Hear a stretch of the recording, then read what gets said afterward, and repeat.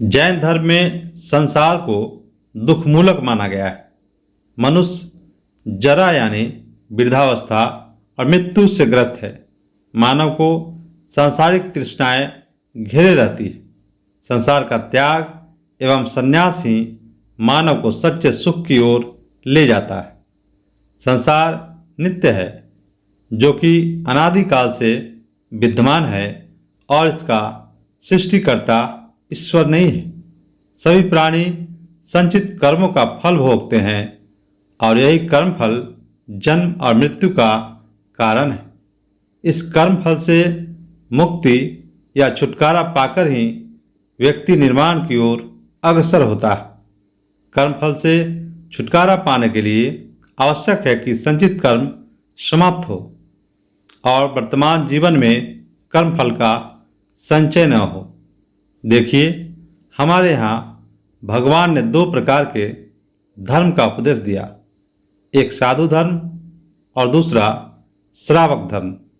यदि आप निवृत्ति का मार्ग अंगीकार करने में समर्थ हो तो साधु धर्म को अंगीकार करो और दीक्षा लेकर आगे बढ़ो। यदि वैसा करने की सामर्थ्य नहीं है तो आपके लिए दूसरा मार्ग श्रावक धर्म बताया गया है। श्रावक धर्म यानी श्रावकोचित धर्म का पालन करें। श्रावक के 3 भेद बताएं: पाक्षिक श्रावक, नैष्ठिक श्रावक और साधक श्रावक। पाक्षिक श्रावक एकदम पहली कक्षा है। पाक्षिक श्रावक का मतलब जो जैन धर्म में जीन भगवान का पक्ष रखते हुए जैन कुल क्रमानुसार अपना आचरण रखे, वो पाक्षिक श्रावक। तो सबसे पहले जिनेंद्र भगवान पर पक्की श्रद्धा, सच्चे देव, शास्त्र, गुरु पर समर्पण का भाव रखे। देव, शास्त्र, गुरु पर समर्पण का भाव होने के उपरांत आप जैन कुल के अनुरूप जो आचरण है उसका पालन करें। रात्रि भोजन का परित्याग करें।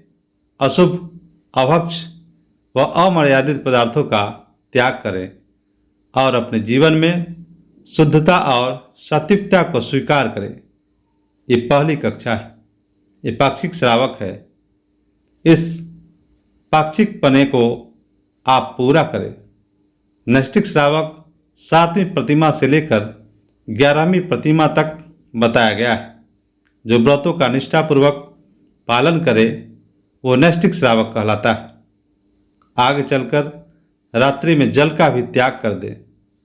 आप नैष्ठिक तब बनेंगे जब चारों प्रकार के आहार का त्याग, पूर्णतः अभक्ष और अमर्यादित पदार्थों का त्याग, अपने खान पान, आचार विचार और व्यवहार में अहिंसा का अनुपालन करते हुए वितराग आत्मा के प्रति आस्थावान बनकर आगे बढ़ते हैं तो मोक्ष मार्ग की शुरुआत होती है। आप अपनी भूमिका के अनुरूप मोक्ष मार्ग में आगे प्रवर्तन करने का भाव रखो। यही एकमात्र रास्ता है और अंदर से हमारी परिणति क्या होनी चाहिए।